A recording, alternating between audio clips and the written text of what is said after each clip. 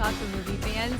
I'm your host, Ashley Mauve, and this is The Daily Show. We give you all the latest news from the world of movies, plus some insight into what it all means. Leading off the show today, Kristian Harloff. Thank you, Miss 3 Million. I appreciate it so much. Everybody here for joining us on Collider Movie Talk. Going to be a lot of fun today. Also here, Jon Schnepp.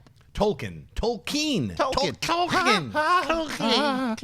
Also here, Mark Ellis. Very exciting day for me, and I'm proud to share with everybody out there that I am going to be $3,000 richer by the end of today. What? Don't ask how, Holding you but I'm to going to it. have $3,000 in the bank account by the end of the That's business amazing. day. They should absolutely ask why, because it's weird. All right. We are going to start with the main topics. Before we do that, I wanted to also know yesterday on the show, we introduced a brand new segment that we're going to be doing here, and the lovely Ms. Wendy Lee is here. There she Hey, is. guys. She's going to be monitoring that chat room, seeing what the hell you guys are saying in there as we talk about the main topics, as we talk about buy or sell, the Twitter, the emails, all that stuff. So make sure, if you want to be a ball bag, go ahead and do it, but you're not going to get your comment read. If you want to contribute to the conversation, then go ahead and do that. All right. First off, before we get into it now, you see the Assassin's Creed up on top. Everybody was talking about how the Assassin's Creed trailer was going to drop today. Man, let's get ready for it. Let's tell the fans what we thought. Let's do a reaction. Didn't drop. This is not a drunk sidebar situation. This is the sidebar getting a little excited, as it happens to a lot of guys from time to time. We thought it was going to go down today. It appears now maybe tomorrow it's going to drop. As soon as it does, we're going to have a trailer reaction, and we're going to talk about it obviously on Movie Talk. Right. Yeah, so that's what we're waiting for. Probably there's rumors now that it's coming out tomorrow, so most likely we'll talk about it. Yeah, stop refreshing your feed. Right. It's But do you not guys gonna remember happen. like back in the AMC days when we kept hearing things about Assassin's Creed and we're like, I don't even know this movie's going to get made. Yeah, Like, totally. Now Finally we got to here. wait another I day. know, like I know. you got to I show know. me this trailer. Yeah. All right, so what are we actually talking about today, Ms. Mova? Speaking to Variety at the premiere of X-Men Apocalypse, Bryan Singer discussed the possibility of Deadpool appearing alongside the X-Men after the character proved popular enough to top $760 million in global box office receipts. Though rumors have placed Deadpool alongside Mutants in an X-Force movie, most fans are wondering if the Merc with a Mouth could actually join the A-Team of Mutants. Singer acknowledged the fans' wishes, saying, "If you take a character as irreverent and meta as Deadpool and connect him to something as grounded and serious as X-Men, you have to do it carefully and gently. When you drop them all in together, it can be a disaster. That has to be done delicately, but there's plenty of room to do it. For now, fans will have to wait and see if the plenty of room statement will ever come to fruition. In the meantime, X-Men Apocalypse opens in theaters stateside on May 27th.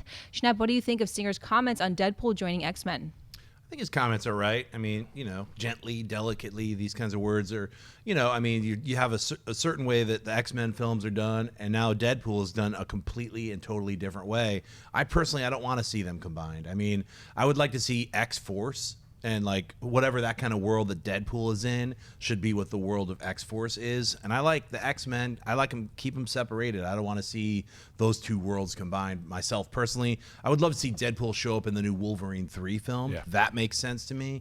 But otherwise, keep it to Deadpool 2 and then the future being X-Force. So I agree for the most part, to where I wouldn't mind if there was like a little cameo or something to where he pops in there, almost what Wolverine did in First Class. Sure. If the same way the Singer's saying, if it made sense to it, not just to throwing in there because he's popular, but it actually furthered the story a little bit. But I'm with you. X-Force, R-rated Wolverine, yes, please. It makes sense, but you can still incorporate them into that universe, which is ultimately what they want to do.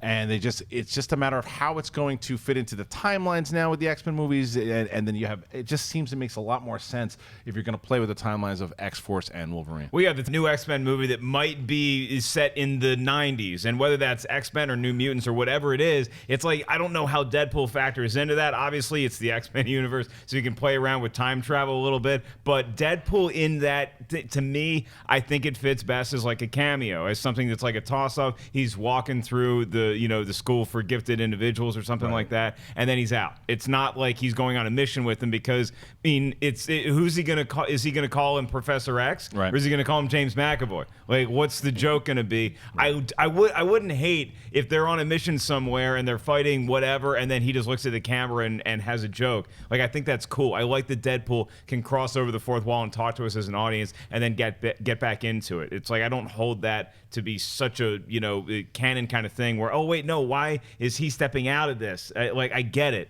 I get the joke. I think it just is going to work so well in X-Force, and I don't necessarily need it in X-Men. I wouldn't want him to break the fourth wall in an X-Men movie. Yeah, I just, that's what I mean. I feel like they've already created and established this world. The way Singer is talking about, like using those kind of words gently or delicately, that's kind of what he's saying. Is like, I don't see it happening in X-Men. We can try to work it into X-Force, but is everyone going to be breaking the fourth wall? Is Cable going to be maybe you don't break the fourth wall, you just knock on it? But I think you make it special for the fourth wall break for the Deadpool movies. I think that's like his thing. Yeah. So when it happens in his movies, you don't need to see it You in think the it'd other be ones. weird to see Deadpool in a movie and have a starring role in like X-Force, be like one of the main But he's not. features? He's going to be a and feature, but he won't be the main role. and never break the fourth wall? No, I want him to break the fourth wall, even want in him in the X-Force? X-Force. That's what I'm saying. Is that's the part of the enjoyable signature part. It would be thing, funny. yeah. It would be Yeah. funny if he did it, and then someone's like, "Who are you talking?" Yeah, exactly. Yeah, But yeah. that's kind of how they did it in the Deadpool movie. Right. Colossus is like, what's going on? All the characters were like, what is wrong with this guy? Like, he's insane. Right. So we're like the weird, people inside of his brain, sort of. That's cool. Yeah, I mean, maybe so. All right, what's next? There's a Martian reunion in the making, with Deadline reporting that director Ridley Scott is set to reteam with 20th Century Fox and his Martian scribe Drew Goddard for an adaptation of the S. Craig Zahler novel Wraiths of the Broken Land, which would see Ridley Scott directing a Western for the first time in his career. The story revolves around the attempt to rescue two kidnapped sisters forced into prostitution, with the tone being described as having elements of horror, noir, and Asian ultraviolence. Martian producer Simon Kinberg is also involved. Scott is currently in production on his Prometheus sequel, Alien Covenant, and maintains he will round out the franchise with another sequel that will connect the series back to Alien, so it's unclear where Wraiths of the Broken Land it fits on his schedule. Mark, thoughts on the Martian team tackling a Western? I would pay $3,000 for a ticket to see this movie. Ultra-violent, hard noir. This is great, man. Ridley Scott and Drew Goddard is like, them combining for anything I'm up for. And Ridley Scott, it's weird to hear he's never done a Western, but then you start thinking about his movies in the lineage, and it's like there's a lot of Western elements in a lot of his most classic movies. So I think this is a great pairing, and it just sounds like a cool novel. I'm not going to read it, but it sounds like Race of the Broken Land. That sounds like scary to me, so I'm locked in. It's so funny too, and I'm not just gonna assume that you're excited about this as well, but let's say you are. It's just funny if you go back a year ago to where everybody before Martian came out. I don't know, man. Ridley Scott. You hear about a new project, I guess. His last couple movies. Now everybody's like, "Yeah, Martian was great." It's just so funny how it is that we are. Because he nailed it with that movie. Sure. He really knocked it out of the park. So I am teaming up with both Goddard and Simon Kinberg, who I think is writing on everything. I wouldn't be surprised if he's writing on this show in the back right now. He told me everything I'm saying today. It was the $3,000 was his thing. So I think that this is a good team. I like to see a Ridley Scott Western. I like to see what he brings to this particular novel. And he does that a lot. He usually he's written novels, or excuse me, not written novels, but adapted movies from novels, even though I didn't love The Counselor. We know that he's done that before. But yeah, as the report says, he is focused on the Alien franchise right now. So when he's going to do this, it certainly sounds cool, but the dude's busy. But it sounds pretty cool. Yeah, it's weird. I got paid off by Disney to say I hate this idea. Oh. But no, I love it. I can't wait to see. This sounds great. Ridley Scott doing a Western and this kind of like hard noir, kind of Asian bent Western. It sounds really cool to me. I love Drew Goddard. I love everything he did so far with From Cabin in the Woods to his like role with Daredevil. So I think, putting that team together, I love The Martian as, a comedy and a musical, but I'm happy to see that, this team is back together. So I can't wait to see it. All right, now we're going to throw to Miss Wendy Lee, see what you guys have been talking about in the chat room. Talked a little bit about Deadpool, talked about this Western here. Wendy, do they care about either of these things? There's been a lot of comments about Deadpool. They don't want to see Deadpool in the X-Men movie. They would like to see X-Force and Deadpool, not X-Men. And someone says, if Deadpool went alongside the other X-Men, I would feel it would take away from the awesomeness of Deadpool. He's the main attraction and not the opening band. And someone suggests, if the screen freezes and Deadpool walks on screen and makes a smart-ass comment, walk off, be awesome. As far as the Martian teen reunion, they're saying that the book is too good, and they don't think that Ridley Scott is the right guy, and they don't think he can pull it off. Wow. Interesting. You know, Even who, after the you know who Martian, really yeah. wants Ridley Scott to do that movie? Neil Ridley Scott? Blomkamp. Oh. He's like, oh, please, just do that movie. Right. Then Yeah. let me get my alien stuff off the ground. Exactly. Like, make that movie now. Yeah. All right, well, thank you guys for chiming in. Make sure you continue to do that. We're going to go through buy or sell now. Ashley will read some more in the world of movie news, and myself, Schnepp, and Ellis either buy or sell it. You guys do the same thing, and then we'll do a collection at the very end, and Wendy will tell us what you're saying. Ashley, what's up first? While this month's X-Men Apocalypse takes place in 1983, the possibilities for an expansion of the X-Men universe remains, with the next spin-off strongly hinted at being the long-in-development New Mutants movie. Fox signed The Fault in Our Stars director Josh Boone to co-write and direct last May, recently teasing the mutants he plans on using as the main lineup, hinting that the movie could go into production sooner rather than later. When Collider's own Steve Weintraub recently sat down with producer Simon Kinberg at the press day for X-Men Apocalypse, Kinberg revealed that the hope is that the New Mutants starts filming at the beginning of next year, with one key X-Men character also involved. He said, "Right now, as the movie exists, Professor X would be a part of a New Mutants movie." Christian, buy or sell Professor X appearing in the New Mutants movie? Buy it. And then especially as McAvoy, I mean, that is a great way to connect this universe, and it makes sense. I mean, he's got to be there with him. He's got to be kind of leading us, because I think it's also, obviously for the story, it makes sense, but I also think for the franchise, by telling people, look, this is connecting the movies that you like with this brand new that you might not know, these New Mutants that you don't know. So I think it makes a lot of sense. And he has absolutely taken over the reins from Patrick Stewart and become a great Professor X. And I haven't seen Days of Future Past 2, but from what I hear, He hasn't seen No, it. Schnepp. Apocalypse. yeah. Excuse me, Apocalypse. You're saying Days of Future Past. You know, maybe he So you hasn't ruined seen the. it You didn't even hear it. You I know, just I needed to ruined the call joke. me He out. hasn't even seen the movie. Unbelievable. Yeah, but I got to see Civil War first. So that being said, I am still hearing that he is great once again as Professor X. So this makes a lot of sense to me.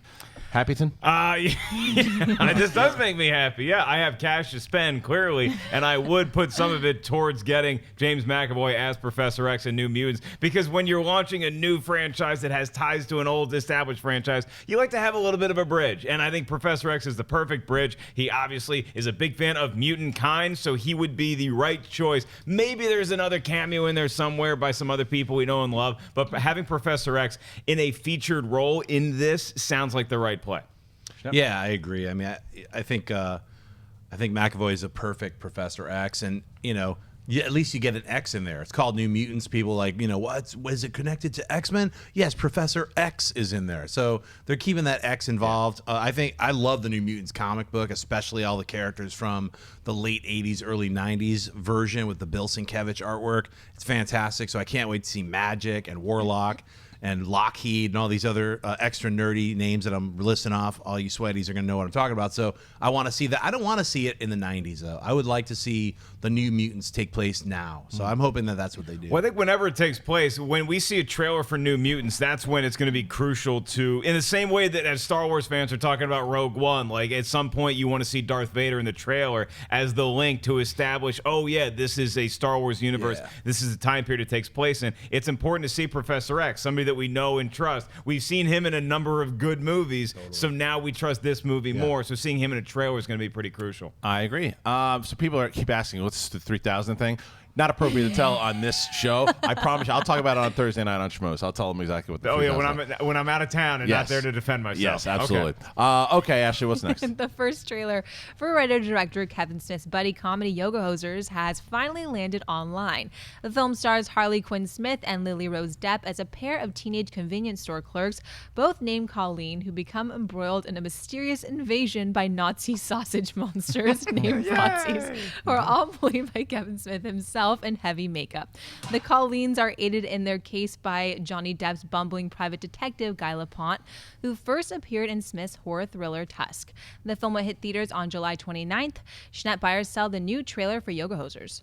I enthusiastically buy it. I think this is kind of a dream come true where you're given a chance to do exactly what you want, and that's what Kevin Smith is doing right now. He wanted to make some weird horror films that are like a mixture of comedy, a mixture of horror. That's what he did with Tusk, It's a comedy film. If you go see it like thinking it's Hostile or something, you're not watching it the right way. I'm telling you, it's a comedy. This is obviously a comedy from the trailer, and it looks hilarious. It's like right up my alley. I like silly, goofy, stupid comedies. This is going to be one of those. I feel like, but it's with that Kevin Smith vibe. It's his lyrics and his storytelling ability. So bring on yoga hosers is all I could say. I've seen the movie. I saw it at Sundance, and I will tell you the reason I'm going to sell the trailer.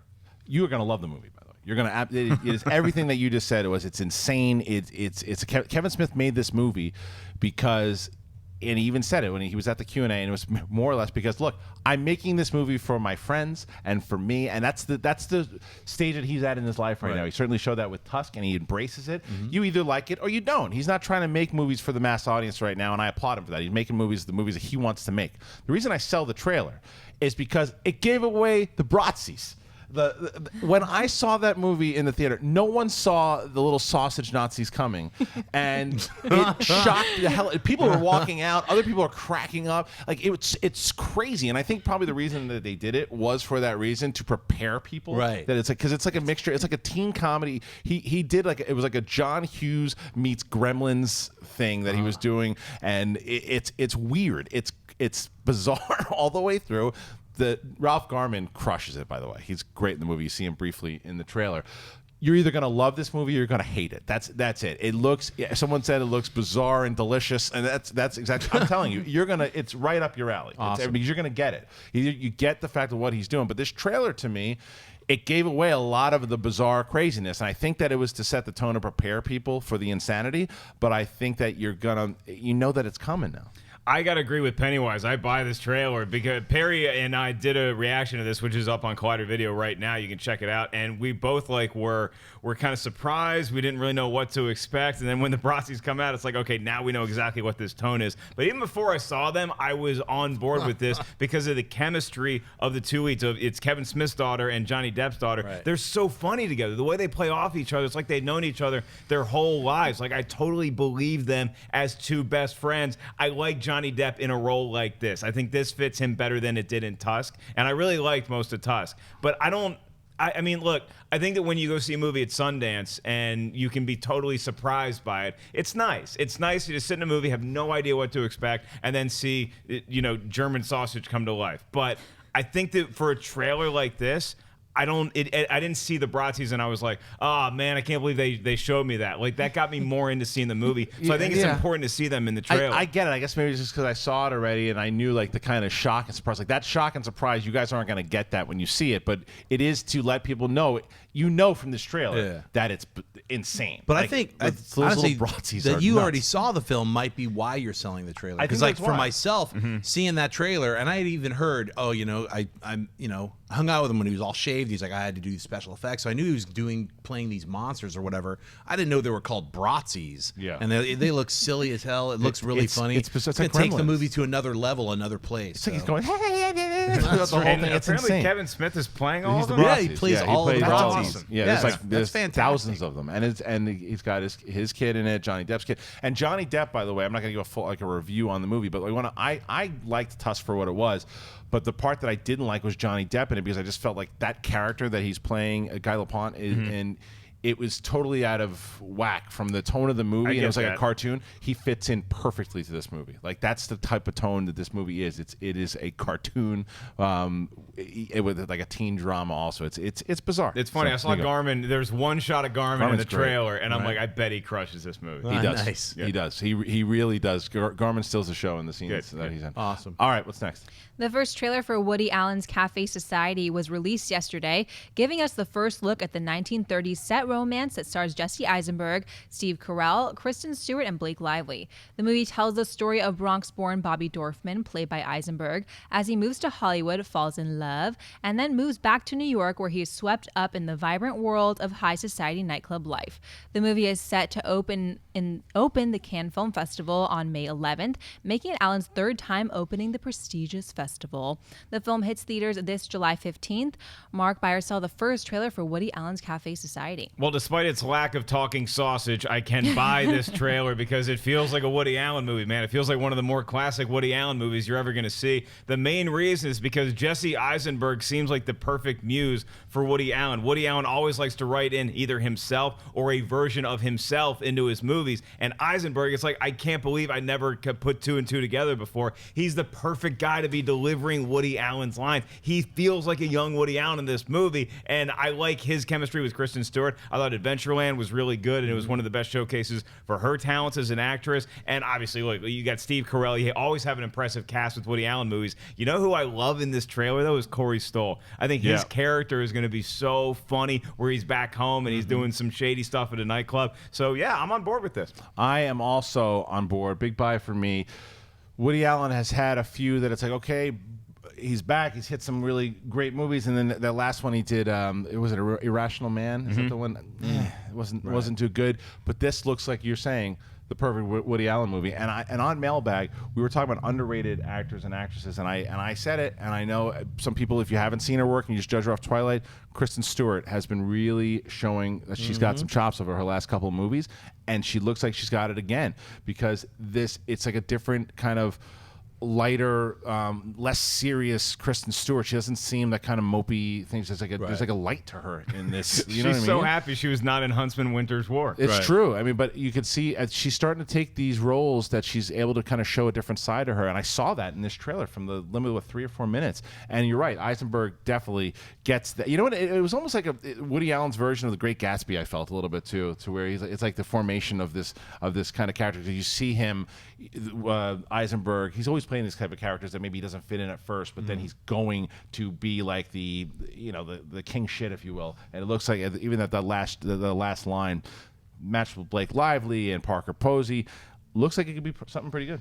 Yeah, what's the last line? It's like, life is a comedy written by a sadistic comedy writer. I mean, I think this feels like a return to a great screenplay by Woody Allen because he's in his element. He loves to write about the 40s and 50s, and this feels like it could be a really fun film. The last film I really liked that he made was Blue Jasmine, I believe it was called. That was the last? No, it was Irrational Man. No, I'm saying the one that I liked. The one that you liked. The last film that I actually liked. So I mean, he's been very hit and miss with me. So this trailer really has a lot of great actors in it, a lot of fun scenes. Steve Carell looks really like he's playing a lot of. It just everybody in it feels like they're in the role, and that's what's kind of fun when you have all the actors committed to it, and the dialogue and the scenes feel right, and it feels like it's a good story. So I totally buy the trailer. All right, Wendy, what are they saying in the chat room over our buy or sell topics? All right, well, for Café Society, the chat room was pretty divided on buy or sell. Some are saying it's going to be a yawn, and some even says, after Batman v Superman, I don't even want to see Eisenberg again. It's a slightly different role. It's not Lex Luthor and Snow White hanging out with Green Lantern's girlfriend. It's not a superhero movie. It's actually a sequel to American Ultra. Yeah. It's a sequel to American Ultra. And a shark is attacking Blake Lively, thankfully. Now will you watch it? Also, for Yoga Hosers, they are saying that the trailer sucked, so it's a hard sell. And someone even says, I'm selling this so hard, I'll have money to buy dinner. Damn. For the New Mutants, the majority of the chat buys the New Mutants as long as Singer is not involved. Really? And someone says, New Mutants is a perfect opportunity for more diverse casting. I just hope they don't cast Emma Stone as Mirage. Man, this week on Haters Street, what's up, haters? Yeah, dude, when we were talking about the Yoga Hosers trailer, I was looking at the chat room, it was sell, and I'm like, I'm telling you, but I get that. Even from the reactions when I saw the movie, it's like the movie itself, like I said in the beginning of that, it is for him. It really, the movie is for him, and whether or not you like it or not, or you're selling it or not, he doesn't care. He's going to make a third one in this. Yeah, Moose Jaws, whatever it is. It's called Moose Jaws. He wants to make these ridiculous, kind of out of control movies, and you saw that. And he gave you the Bratzies in this too. You either are on board like these guys, or you are selling it hard. Maybe I was just hungry. It's a Gremlins. It's a Gremlin thing. They look delicious. Yeah. Wait, the Assassin's Creed trailer dropped, guys. No, just kidding. True. Suck it, haters. All right, now it is time for 10 years ago, AMC Rewind. 10, 20 years ago, what are they talking about? I'll tell you what they're going to be talking about to Wendy when we're talking about Rewind. Did I catch myself in a brain fart? Hell yeah, I did. It is time for Rewind. Movies that came out 10 years ago, 20 years ago. We're going to talk about them. Ashley, what's up first? 10 years. I can't. All right, 10 years ago, there was Poseidon and Just My Luck. And then 20 years ago, there was Twister and Welcome to the Dollhouse. All right. Well, what has happened, it looks like 20 years ago and 10... Oh, Kristen Stewart's still there. 20 years ago, 10 years ago. Kristen Stewart's still here. Yeah, well, it's 20 years ago. Oh, good. Yeah, 21 let's replace her with Lindsay Lohan. We had a disaster movie 10 years ago, both in the financially and the actual thing with Poseidon, and then you had 20 years ago with Twister. Interesting. Coincidence? Yeah, look, Twister's the one that stands out to me. Cow flying in a tornado. Right. What do you got? Bill Paxton. It's a Twister. Yeah. Well, I mean, That's a hell of a reenactment. You guys should do a two-man show. Yeah, where you guys right. read It's the true. script Totally. for Twister. Selling out. It stands. Poseidon, I remember being initially excited for because Kurt Russell's in it, and then the movie just didn't do well. I don't care about Just My Luck. The one is Twister to me for a variety of mixed reasons because Twister is a really cool movie. It was a step forward in visual effects because you had the tornadoes and like the cow scene everybody talked about. I like Bill Paxton and Helen Hunt. However, the recording of the soundtrack for Twister had a band that you guys might have heard of called Van Halen, and it broke up the second incarnation of the band because Hagar and the boys just did not get along in recording, particularly the song Humans Being, which is a killer track, and so that's one of the reasons why they broke up. So Twister broke up Sammy Hagar and Van Halen. However you feel about that, it's that movie's fault. Just My Luck. What in the world? Chris Pine. I didn't even know. This is like... Yeah, right? You talk about flying Oh, under... wow, This yeah. movie, the fact that he could get away... Like, he broke out a little later on that nobody even brings this up. I mean, I would love to interview him just to bring it, like, the experience. I of love Just My Luck. How was that? And you'd be like, oh, God. Right, exactly. Like, you Yeah, didn't watch I never that even movie. heard of that film. You know, the one that sticks out to me is Welcome to the Dollhouse. That's an incredible independent film. Todd Solondz, I believe it was maybe his first or second film, but it's a great coming-of-age story. So if you haven't seen it, it's an awkward, fun, weird movie. I can't remember if Happiness came first or Welcome to the Dollhouse, but if you haven't seen Welcome to the Dollhouse, check it out. It's a lot of fun. You know, if you had told me that like a young Chris Pine and Lindsay Lohan at the peak Lindsay Lohan were going to be in a movie called Just My Luck, I could tell you that's what the poster was going to look like. Oh, yeah. With So you her got the winking? classic sunglasses down and like, Definitely oh, has because that. cool people wear sunglasses. It was actually directed by Christopher Nolan. All right, moving on to Mailbag. This is where you guys submit collidervideo@gmail.com. You submit your questions. We pick them out. We read them. Ashley, what are they saying out in the mail world? Irish whiskeys, right? Why do movies use the Wilhelm scream? Whenever it's used, it takes me completely out of the moment. Schnepp, based on your movie experience and background, I'm eager to hear your take. Thanks and love your insight. MT is a daily must. Cue the sound effect. There you go. Nice. Nice. Nice. So, Schnepp, you got it. Why do they use it? What's that sound? That sound that you keep hearing? It's the Wilhelm scream. And why do they use it? Yeah. Well, it's a sound effect from the early 50s, a film. I think it's called, Welcome to Feather River or something. I can't It's remember actually right now. Distant Drums is the very first one. No, Distant Drums. No, yeah. but get it right. Distant Drums is a sound effect album that Ben Burt was using, and he went back and found out where that scream came from. It was like a guy getting eaten by an alligator, but it's actually the guy who wrote like the Purple People Eater. It's that guy who wrote and recorded that song. He's the guy who actually did some sound design and sound recording. So that's his scream. It's Sheb Woolley or something like that. Sheb Woolley, yeah, he's a voice actor, but it says that it was first used in 1951 for the film Distant Drums, which is a Distant movie Drums, I that's have the never first one. Okay. seen. And then keep reading. There's more to it. But I'm telling you this. The movie's called something. You should at teach Feather a class River. on the Wilhelm No, I know. scream. It's Yeah. like, well, I'm just reading it from Wikipedia. I'm just saying you have to scroll down. It's like what more. you take to get one credit. Oh, I got to work harder. It's a second semester of Wikipedia. Yeah. So anyway, it's Ben Burt made this thing famous by putting it in Star Wars. When you see Luke Skywalker shoot one of those guys and one of the stormtroopers falls off, he's like, you hear that sound? This one.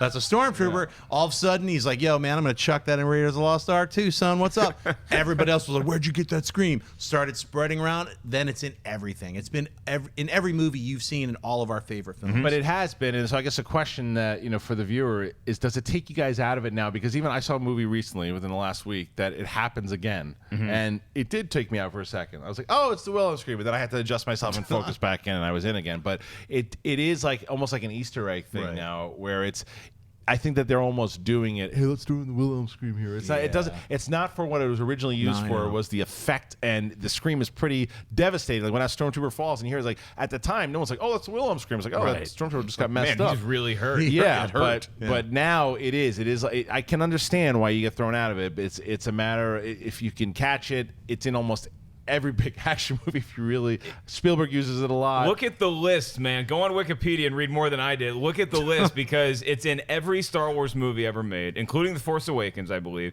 It's in, I know the first 3 Indiana Jones movies. I'm not sure Kingdom of the Crystal Skull. It's in Die Hard with a Vengeance is one that I remember hearing it. Spaceballs it's in, hilariously. It's in Batman Returns, and you're right, it's in a movie that we saw very, very recently. And sometimes it does take you out, and other times it's just you hear it, and it just works in the context of the scene. I would never use it in a climactic battle situation. But if there's like an early battle going on, you throw in a Wilhelm scream, it's a toss-off, it's fine. I'm not like, this movie is now fake. That doesn't ruin it. You brought up Spaceballs. That's the perfect time to use it. Yeah. I mean, comedies work, Comedies, absolutely. Thank you, Schnepp. Yes. Sorry. All right, what's next? Dustin Barton writes, "Hey Collider Movie Talk, thanks so much for taking my question. I knew that was going to happen. I have been with you guys since the AMC days. How are movie studios able to keep things so secret? There are hundreds, if not thousands, of people who work on these movies. What do the studios do to keep everyone so quiet? Extras, people who cut trailers, etc. It seems like someone is going to give at some point. When they do, what do studios do in response to that if the person that leaked any information is caught?" Oh gosh.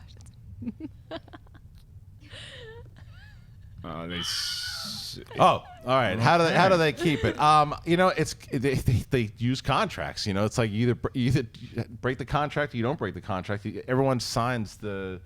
What is it? The NDA. Up top. So they try. You got to think about it. It's like if there's like even 100 people all working on it, like say Star Wars. There's like thousands of people, but there's like all these people who are on set, and something leaks. They're gonna know that it leaked from one of those either 100 people or one of those 1,000 people, and they've got, hey, I'm sorry, we're gonna have to go through all your emails. We're gonna have to. They would never do that. That's a violation of that's not only the best way to lose a job and be disgraced throughout the entire industry and never be hireable again. I mean, it's just like you're betraying. It's like you're betraying your family, So, I mean, that's why it doesn't happen. And those kind of leaks, like you'll hear about stuff. Usually you'll hear about stuff in post-production. Well, like once it's in post and there's a lot more people have their hands on it, a lot more people are working on stuff, that's when people like us start to hear stuff from other people. So it's like, and we usually suppress that as well. We aren't blabbing everything that we hear to you guys because we're honoring our friends who told us some inside stuff. We're like, oh, well, I hope that gets fixed. Sometimes it gets fixed. Sometimes it doesn't. But that's why you won't hear about tons of things that are happening even right now. There's movies that are shooting that you don't even know are shooting, but that's just how it is. Yeah, I mean, you have to sign an NDA when you're working on any big movie. That's par for the course. And now, look, sometimes if you break an NDA accidentally, if you let something little slip, then they're usually not going to sue you. But if something major happens, I wish I had an example off the top of my head, and I don't know that it's ever happened. There has an extra release when Indiana Jones. I think it was Indiana Jones and the Crystal Skull. I think so. Like there was an extra that kind of leaked something, and Spielberg fired his ass. Well, yeah, I mean, you can get fired, but also like somebody taking you to court and suing you because you had information that you let leak willingly about a film. And obviously you don't want that to happen because we love getting surprised by movies. That's one of the huge things. We don't want to see footage until it's ready to be out there in the public, and that's why they take such huge precautions. I'm still amazed that it doesn't happen more often. Well, I really am. It's a lot different than a spoiler or something. It's like, oh, well, there's a trailer that came out, we're talking about it, and you haven't seen it yet. It's a lot different than that. This is like a betrayal. That's what these kinds of, when somebody leaks this kind of information or pictures behind the scenes that are not supposed to be leaked, and there's a production company that's putting millions and millions of dollars into it, that's why you're not going to see it, because most of those people want to keep working on the next film and working with that group of people. So that's, it's trust. Real nice. Converted her over. All right. Now it's time. Surrounded by shit rats. Attack of the shit rats coming. All right, now it is time for live Twitter questions. The shit rat in pink, not me, is going to be reading your Twitter questions. You guys have been tweeting them out. She's been going through them. What are they saying out there? Well, first of all, this is Coral. Sorry. And the first question comes from Statline, and they write, what movie news would make you quit your job? What would make me? What movie news would make me quit my job in I assume it's a bad way. Like, oh, this movie news is so earth-shattering that I cannot wake up and use the incredible blessing that I have to sit in front of a camera for an hour a day and talk about movie news. There's literally nothing I can think of.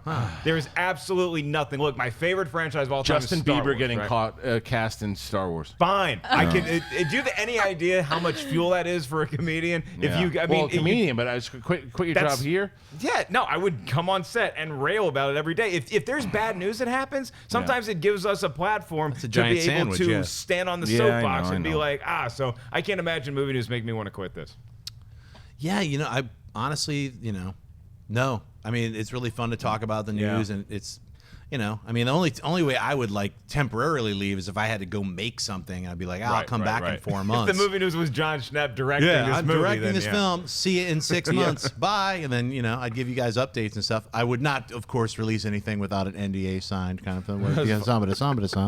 Well, it was funny because people are going, oh, if Harloff would quit if Star Wars was canceled. I mean, look, we were doing this since 2008 up until 2012. There was no Star Wars. We news. didn't There was know nothing. we were getting Right. There Star was Wars. no thought I was doing this. So I mean, it's I can't imagine there'd be anything particular in the movie news that would, I don't know. Ooh, maybe wait, no, I just got Mark one. Ellis becomes my boss. Maybe I don't know. That would make me quit. Christian, can I see you in my office for a second? I need to reprimand you a little bit. I just thought of I'm out. something with you though. What do you got? If the shit rats get their own feature film, I quit. No. Oh, there I'm you out. go. You would? You'd have You'd to be be in done? the Totally shit rats. done. You would Maybe have to not. be. I'll give you guys one feature film to fall in It's your face. time for the shit rant. Can't we all be friends? If it's a trilogy and it's well received by fans, Right. if the more successful Gets you guys are nominated with for Shit Best Rats, Animated Film. I quit. I right. quit everything. Yeah. Fair. I All quit right. life. Now we have to do it, Please, Kristen. I would love that so much. I would love to see. By the way, I don't know if you guys knew this. We have launched last week the Best of the Week that is up on Saturdays, and it is just a combination of everything that we do here, whether it's Heroes, Jedi Council, Willem Screams, TV Talk, whatever it might be, whatever we do here, we have put this up in the Best of the Week, and we do at the very end, there are 2 things that you guys can get involved with. The first is Meme of the Week. You guys submit, and it's collidervideo@gmail.com where they submit? Mailbag@collider.com is where you guys will submit for Meme of the Week. Someone submitted a shit rat one that was amazing. Put that, whatever you want to do, submit it, as well as a blooper reel. There's a big blooper reel at the end that you can only find on the Best of the Week. It's up on the channel right now. It'll be every Saturday, so go and check that out. All right, Ashley, what else are they saying? Okay, I don't know if it's like a trolley kind of question, but Food Mansing asks, where is this chat room? I keep hearing about it. Oh no, Food Mansing is a good dude. Yeah, It's a- Food yeah, Mansing it's- rocks. yeah. We love you, Food Mansing. Well, how else would he be watching the Yeah, show, that's though? what it's there, Well, yeah. maybe he's just push and play. It's if you open up actual YouTube, you can see the chat room. Maybe you're just on Twitter and you hit You watch the play. vid, and Yeah. then right Just here, open on up- your right, you're going to see a chat room, and a lot of it. just scrolling with a lot of people's names and stuff, and they're saying stuff, yo. Just open up the YouTubes, honey. Right, Okay, it what's works like next? that. Jacob, your friend, writes, do you think Zootopia has enough left in the tank to cross 1 billion? What's it at right now? I don't know. Is it over like 900 right now? Searching, sir. I Searching. don't think so. Only because I think it comes out on Blu-ray and like Damn. what is it? Zootopia right now that? worldwide 959 million. So it depends on if it's open, like if it still has a market to open in, Right. which I don't believe it does. It's open in internationally. China already? Yeah. So but once if you consider everything, like Christian said, if you make your Blu-ray money, you're going way over $1 billion. Yeah. But just box office as far as people going to see you in a theater, I don't quite think it's got enough left in the tank Yeah. To get but- another 50 million? Well, plus you got Yeah. a bunch of kids movies that are coming out, whether it's Angry Birds or Mm-hmm. The Secret Life of Pets, Finding Dory. I think that it's made its full power run, but it's certainly going to make a big impact on Blu-ray. It's going to get really close. So if Yeah. you just consider the next 3 weeks, even if it makes 5 million each of those next 3 weeks, that's going to bring it to, what is it, 975 million? Yeah, it's and very then close. It's got to get a sequel too, right? Oh, Like, yeah. you got to yeah. have a sequel. Yeah, to for Zootopia. sure. All right, what's next? Cass Taylor writes, the top 10 movies on Rotten Tomatoes are all 1982 or older. Why is that? Concurrent movies never make an all-time list. Schnepp. Yeah, where was Booty Call? Yeah, right. Well, I guess movies were just better made in the 80s. I don't know. I mean, that's a weird one. I would have to look at what the other films are that are closer, you know. So the top 10 in Rotten Tomatoes, I'll look it up too. Yeah. But like it's hard for me to believe that there's 10 movies out there that are better than Goodfellas, than The Dark Knight, than even like something like Jurassic Park is pretty far up there. But the problem is you have movies that have come out in the 40s, 50s, 60s, 70s, 80s that are hailed as classics. And so when a movie comes out, it's not just, oh, that was a great movie. It's like, oh, that was a great movie, but it's not quite as great as what's already established. So you don't have to be just great. You have to be so much better than this movie that's already been released and loved that it knocks that out of the top spot. So it's one thing for a movie to be great. It's another thing for it to be so good that it bumps a classic out of its slot that it's been resting on for 20 more years. Right. All right, what's next? Robert Howler writes, have you ever changed your opinion on a movie between like and dislike after discussing and debating it with someone? If so, which? Yes. The character sitting to my right here, he and I went to see a movie that I walked out, I'm like, yeah, I don't think I like that. He's like, come on, it was great. And his enthusiasm really kind of swayed me on one side. And even in the review, I'm like, yeah, all right, maybe it wasn't that bad. And then I saw it again, and it was awful. Just awful, and it's really hard to watch. Which movie is this that you're talking? You know, for You must 20 tell seconds, us I now. really thought I was going to get a compliment. It was a compliment. I was bracing myself. It was, for your, like, it was your Yeah. enthusiasm. Enthusiasm. It got me because you really sold me in the review, and I'm like, all right. And I drank the Kool-Aid. It stinks, and it's Sucker Punch. It's a big, loud music video that is so hard to watch. I tried to watch it again. I tried the beginning of it. Stylistically, it's fine, but it's garbage. I got to see it again. I was really transfixed when I saw it in the theater. Enjoyed it. Loved the soundtrack. Loved the action sequences. I was like Zack Snyder. This guy made the Owl movie, and it was awesome. This guy did Sucker Punch, and I can't wait to see what he does with Man of Steel. And maybe I missed the boat. Look, I'll watch it again, but I remember really enjoying Sucker Punch. You did, and I think, and the yeah. opposite of that, I think, was Interstellar. When I saw Interstellar in the theater, I was like, I was disappointed by it because I was really excited for Nolan's next film, and then we had so many discussions on it, whether it's here and on Schmoes, and I was like, I'm going to watch it again. And I sat back and I watched it on Blu-ray, and I found myself really engaged in it the second time, knowing what the ending was and kind of looking more into it, and I wound up enjoying it a lot more the second time. I watched The Raid 2 again last night, and that movie really just holds up as an incredible action film. If you haven't seen The Raid 2, check it out. Did you not like it the first time? No, I loved it. Oh. But I just was seeing it again just to see if it held up. Oh, okay. A movie that I saw a second time that I liked less. I know you guys are going to get all sweaty and hater street on me. Batman v Superman, it fell apart the second time I saw it. I liked it even less. Yeah, So. I got really lucky when we're doing these commentaries. Sometimes I'll be able to watch a movie, and it is sometimes the company you keep because I'll be sitting next to people who loved Man of Steel or who loved The Winter Soldier, and I'm like, you know what? I appreciated both those movies more so than I did initially, and that's, I think, the misconception that people have about what we do when we review movies is like, just because I gave a movie this score when I saw it, I gave Mirror Mirror 3.9 out of 5 schmoes when I saw it. I was wrapped up in a damn world of imagination. Now, maybe I could go back and watch that movie and love it just as much, or maybe I would think it's the worst piece of trash I've ever seen. Right. But it's like, our opinions are allowed to change. Just because you're technically a movie reviewer, a movie critic, doesn't mean that, okay, that's what I said about this movie, that's how I'm going to feel about it till the end of time. It's how I felt when I saw the movie, and I'm reviewing it for you. My opinion is allowed to change. It doesn't do it that often, but when it does, I will freely admit it. Yeah, all you have to do is go back to, like we were talking about, those the top movies or all those 80s films. A lot of those movies, when they came out in like 1981 or 82, were horribly reviewed and were box office bombs. And now, in the world we live in now, they're must-see, some of the best films ever. You're like, oh, that's it, just because some films come out ahead of their time. Some films do suck when they come out, but the world changes. So there's all different kinds of things. So, all right, what's next? Lauren writes, how do you become a screenwriter, assuming writing talent but no industry contacts?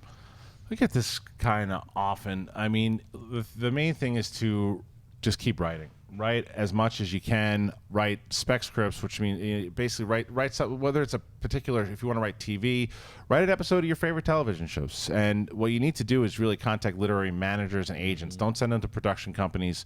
Don't send them to, because they can't read them. It's unsolicited material. The second you send it in, they're just going to send it back with a letter that says, we thank you for sending it, but we can't read it until a manager or an agent sends it in. So what you need to do is do your research. Find out who are the managers. I would start, if you're a brand new screenwriter, start with the lower literary agents and managers and submit there and see if they respond to your stuff. Be aggressive in a good way to where, if you believe in what you're writing and you believe in your stuff, then make your pitches and do your thing and do your work. But the main thing is keep writing. Yeah, be diligent. And also, I mean, you're just going to have to get to know people. You're going to have to become a production assistant at some company that's making television or films, and get in there so that you can get your scripts or your pitches. Or like Kristen said, if you want to work in television, you want to write sitcoms, get over to Warner Brothers or some company that's making sitcoms. Start getting coffee for people. I know it sounds lame, but you're going to have to, if you don't know anyone and you're not inside, that's the only way you're going to get inside, is you got to be trusted. Like we were talking about earlier, where people have blabby mouths and like this and that. The people with blabby mouths get fired and then you're blacklisted. So the only way to get inside is to work within one of those companies, get inside one of those companies. Then they'll start to get to know you. Then you could give a script to somebody. That's how it works. All right, Wendy, what are they saying in the chat room Right, about any of these? Starbucks was my answer. Oh, sorry. Well, I didn't answer the last one, so I figured.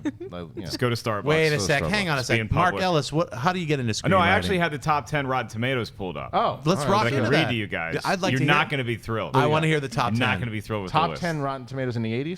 This is all time according to All Rotten time. Tomatoes. Can you So list off the date, It's a too? weird. It's a weird amalgam of like their perfect score. Wonder how many critics and- on each one, though, and, too. and the number of reviews. I mean, these Yeah. all have a solid number of reviews to count. So I'm just going to go from 1 to 10. The Wizard of Oz, The Third Man, Citizen Kane, All About Eve, The Cabinet of Dr. Caligari, Okay. Modern Times, Okay. The Godfather, E.T., Singing in the Rain, and Metropolis. Of those movies, I would still throw 5 in there. I would throw E.T., The Godfather, Metropolis. Singing in the Rain, Citizen Kane, and Wizard of Oz. Not Metropolis. No. Oh, Metropolis. Well, and those aren't 80s movies. Those are all he like said from the he- 30s. no, it's From and- all 82 time. This is back. all Oh, time. from 82 back. Sorry, I it's thought you The said most recent one is E.T. in Got it. 1982.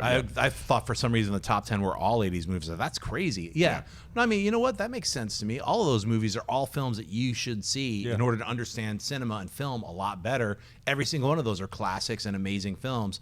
I know a lot of people nowadays is like, it's black and white, it's boring, I don't want to watch it. Well, you should watch it. You should enjoy it because every single one of those films will give you something back later. I don't know, man. I got to throw Sucker Punch in that time. Oh, you stop it. You I almost stop walked out of Sucker Punch. That's how much I hated it. That was one of those Such films. a loud movie. I was like, everything besides those loud. third dream sequences where they were all heavy metal. I liked those. Sorry there weren't Oscar enough Isaac- cows and Oscar Isaac tornadoes was for good, you though. guys. Oscar Isaac was good in that movie. Scott Glenn was good in that movie. Wendy. So what have they been saying about the Twitter questions that the other Collider movie talkers have been submitting? Well, for when you guys would be quitting, Mark Ellis gets a stand-up movie franchise, and that's when he would quit. Christian, you would quit if Michael Bay starts directing future Star Wars movies. And they've also thought of a title for your Shit Rats movie. It's called Shit Rats: The Farts Strike Back. Makes sense. Perfect. All right, let's do 3 more. Okay, Stutterfly Oh My writes, "Are you scared John Wick 2 could turn into Taken 2?" Yep. Are you? See, I'm not. Yep. But why are you? Because I saw Taken 2. Like, I thought Taken was so good. And I'm like, I want to see Liam Neeson go save people every year. And it was horrible. Yeah, but here's the difference, though, I think, between Taken 2 and John Wick 2. The first thing is that the action directors are coming back. Same team. Same team's coming back. The second thing is there's so much you can do. As Deadpool says, eventually you just got to think he's a bad father.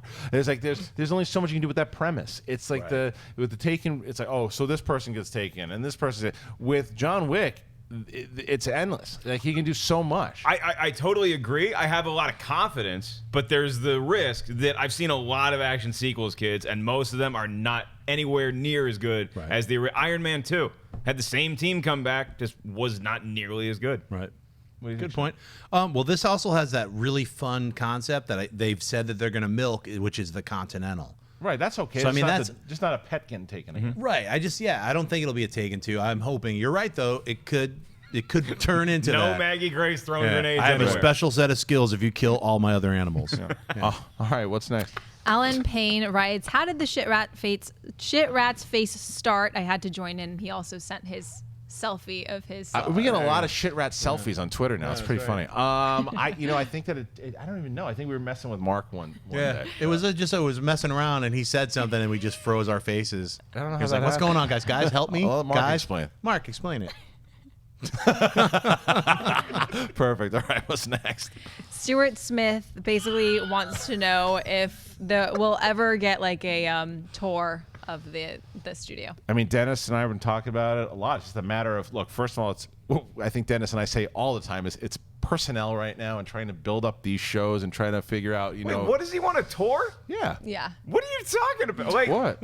Like what, a video tour? Like Not not a personal- not a you pay personal for a tour. ticket, then, hey, welcome to Collider Video. Come this way. Here's another what, stage. What are you crapping on the tour for? I think it's a great idea. Like if we were doing like a live movie talks, like all around, like what you guys did in Atlanta during AMC time. I think you can do like a tour to where we go, and we'll do like a Jedi Council and a Heroes, and like it's everything that we're kind of tour. doing. I thought you What are you talking have about? people come to the That's studio what and be I like, thought, well, let me too. show you the broom class. Hey, this is Over where other there people No, sit. idiot. Josh McCouga typing away at his desk. He doesn't know how to read, but we haven't told him that. Right next to the couch.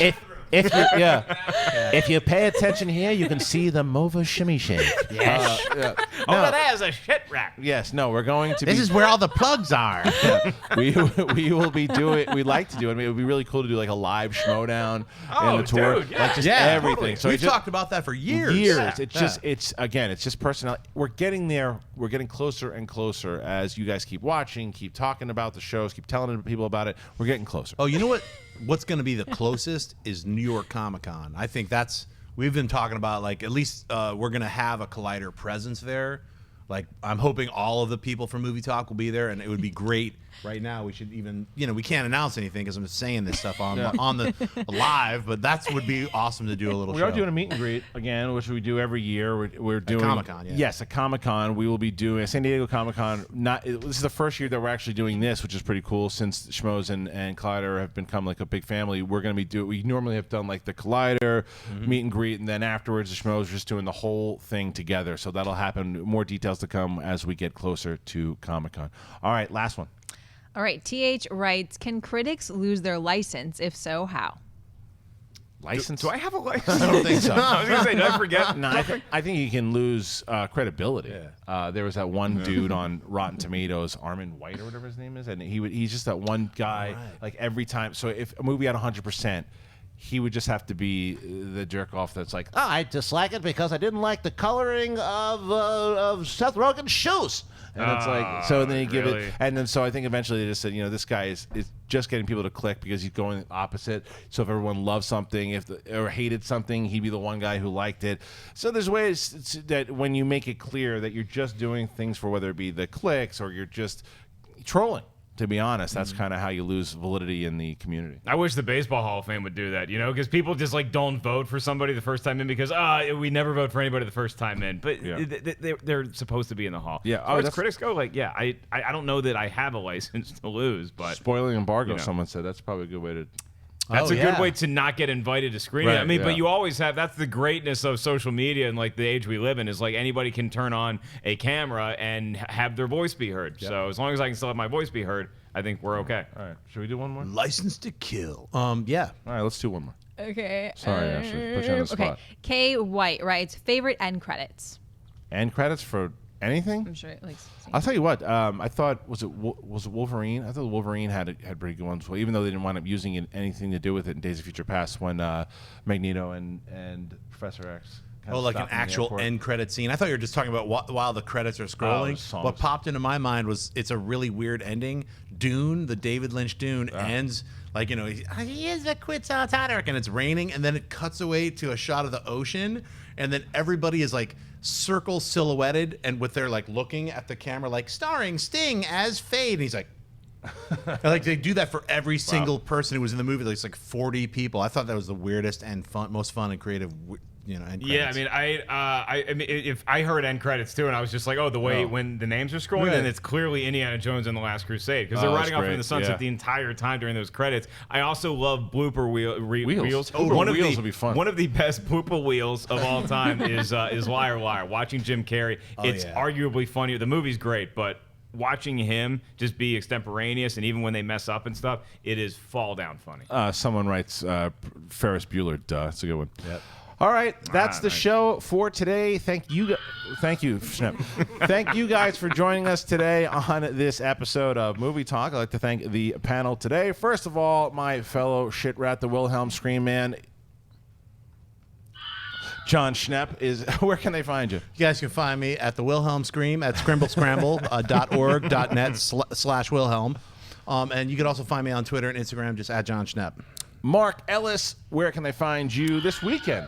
This weekend, you can find me on tour. Hey, yes, the Collider crew is going to go on tour eventually. Right now, just watch me on tour. I'll be at Houston at the Improv this weekend. You guys can get tickets at markellislive.com. That's where you can find me on Twitter. Ashley Moba, you will be taking your shot at $3 million after the show, but where can they find you right now? Well, you guys can probably find me in the bathroom then. And on Twitter and on Instagram. That sounds so bad. It does. Happy Wednesday, guys. All right, a lot of things happening here. Mark had mentioned commentaries before. Well, we're doing the Deadpool commentary. We're going to tape it today, or hopefully get it up there by today as well, too. Sure, why not? And we also have the movie Trivia Schmodown going down this Friday. You've got El Miambe, Humberto Gonzalez, going up against Jeff Snyder from The Wrap. If you're not familiar with these guys, you should be. They both are like scoopers. You find stuff on The Wrap where Jeff Snyder likes to refer himself. He says he's the reporter and Miambe is the blogger. So that's going to get pretty interesting when they go at it. It's good. One of these guys is going to emerge to be a contender. So make sure you check that out on Friday, as well as Jedi Council, Heroes, TV Talk, obviously Movie Talk, and see you again tomorrow. Hey guys, if you like this video, click the thumbs up button. Also, make sure you subscribe to our YouTube channel. It'll help you stay up to date with everything we've got going on here at Collider.